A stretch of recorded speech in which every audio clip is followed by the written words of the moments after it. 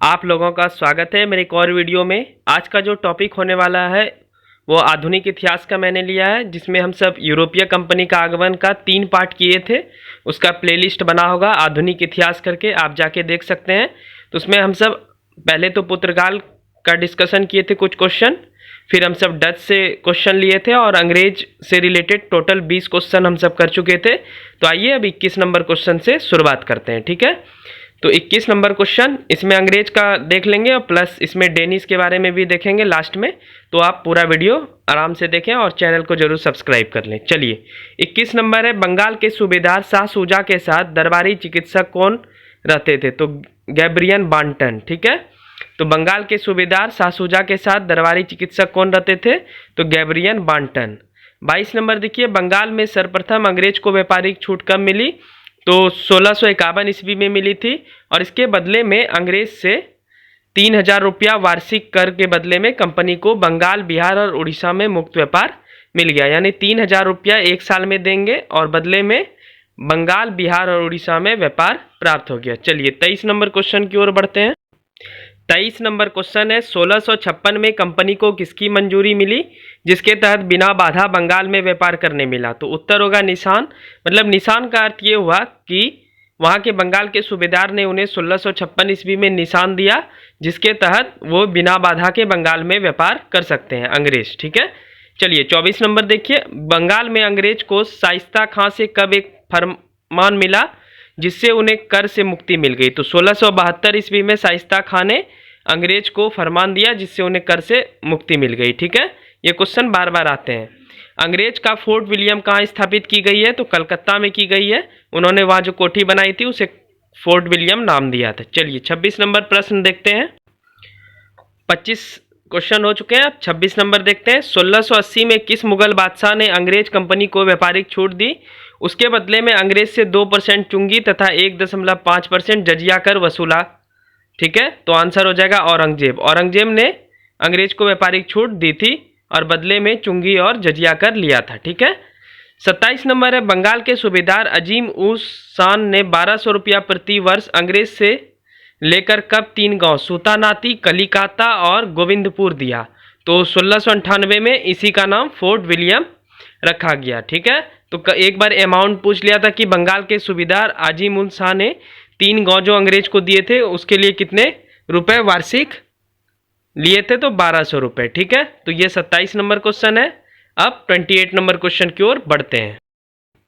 28 number है, मुगल बादशाह फर्रुखसियर के दरबार में कौन आए थे? तो अंग्रेजी चिकित्सक विलियम हैमिल्टन और एक अर्मेनियन था। अर्मेनियन मतलब हो गया जो अर्मेनिया देश के रहने वाले थे, उनका नाम था ख्वाजा सेहुर्द, ठीक है।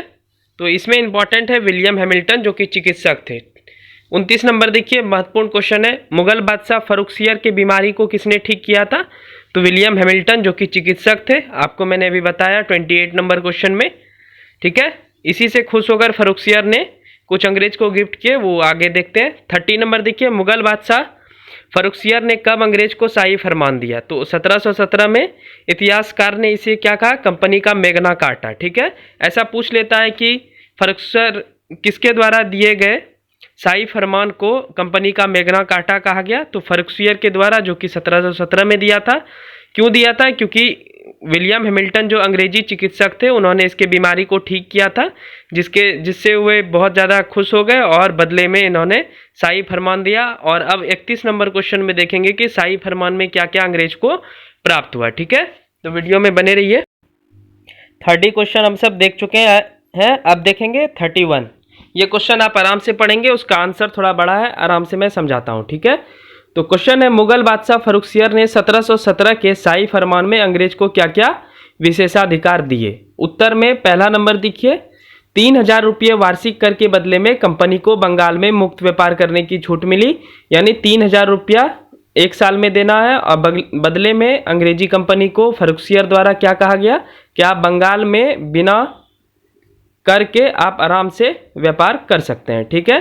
सेकेंड नंबर देखिए, 10,000 रुपये वार्षिक कर के बदले में कंपनी को सूरत में सभी करों से मुक्ति मिल गई। जो भी कर लिया जाता था तो उसे मुक्ति मिल गई 10,000 रुपये वार्षिक कर के बदले में, ये फर्रुखसियर ने कहा, ठीक है। थर्ड नंबर क्या क्या बोला कि बम्बई में कंपनी द्वारा ढाले गए सिक्के को मुगल साम्राज्य में चलाने की अनुमति मिली। मगर मतलब ये हुआ कि जो अंग्रेजी सिक्के ढाले गए थे बम्बई में, उसे मुगल में जितने भी राज्य थे जहाँ पे मुगल शासन था वहाँ पे चलाने की अनुमति मिल गई थी।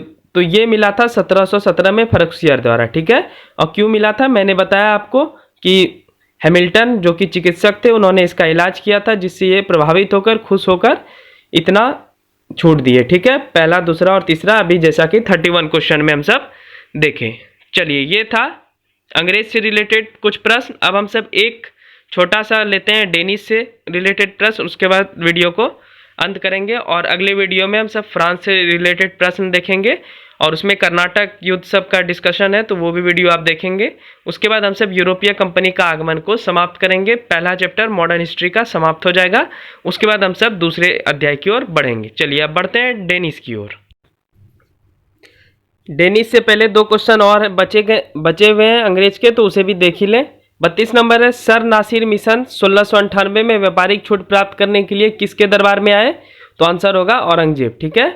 33 नंबर है, जॉन सरमन मिशन कब मुगल दरबार में आया? तो 1715 ईस्वी में।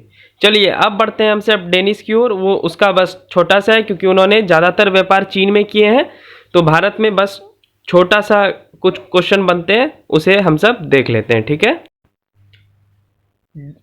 डेनिश से जुड़े प्रश्न को देखते हैं। फर्स्ट नंबर है, डेनिश भारत कब आया? डेनिश पहले बोलते किसको है? तो डेनमार्क के आदमी को डेनिश बोला जाता है, तो आप समझ गए होंगे। डेनिश भारत कब आया? तो आंसर हो जाएगा 1616 ईस्वी में।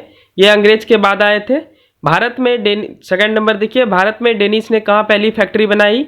ये क्वेश्चन बार बार पूछता है, तो 1620 में तंजौर जिले के ट्रांकेबोर में, ठीक है। थर्ड नंबर क्वेश्चन है डेनिश से, जो कि आखिरी क्वेश्चन है।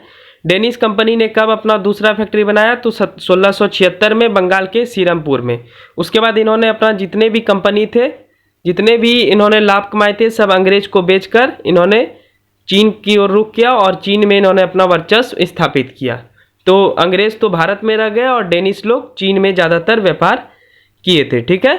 तो ये डेनिश तक हम सब देख लिए यूरोपीय कंपनी के आगमन में। अभी तक हम सब 4 देश को देख चुके हैं। सबसे पहले पुर्तगाल देखे थे, उसके बाद डच देखे, और उसके बाद अंग्रेज देखे, और अब डेनिश देख चुके हैं। 5वां जो है वो फ्रांस होगा, उसी में अंत होगा वीडियो का। फ्रांस और अंग्रेज के कुछ क्वेश्चन बचेंगे जिसमें युद्ध के विषय में ज़्यादातर होगा क्वेश्चन। तो आखिरी जो वीडियो है वो इसके बाद ही आएगा, तो आप नोट डाउन कर लेंगे और यूरोपीय कंपनी का आगमन को हम सब समाप्त कर लेंगे, ठीक है। चलिए, वीडियो अच्छी लगी हो तो लाइक कर लेंगे। छोटे छोटे वीडियो में हम सब बहुत ज़्यादा इंपॉर्टेंट क्वेश्चन डिस्कशन कर लेते हैं, और मेंस का भी मैं आप सबको प्रैक्टिस करवाऊंगा जल्दी, तो बने रहिए। अभी फिलहाल प्रीलिम्स पे फोकस करते हैं, क्योंकि BSSC का एग्ज़ाम होने वाला है। नवंबर में नहीं हुआ तो दिसंबर में तो ज़रूर होगा, इसलिए आप जल्दी जल्दी याद करते जाएं, और मैं भी जल्दी जल्दी वीडियो अधिक से अधिक लाने का प्रयास करूँगा, ठीक है। तो थैंक यू सो मच, मिलते हैं नेक्स्ट वीडियो में। चैनल को सब्सक्राइब जरूर कर लीजिएगा। Bye bye.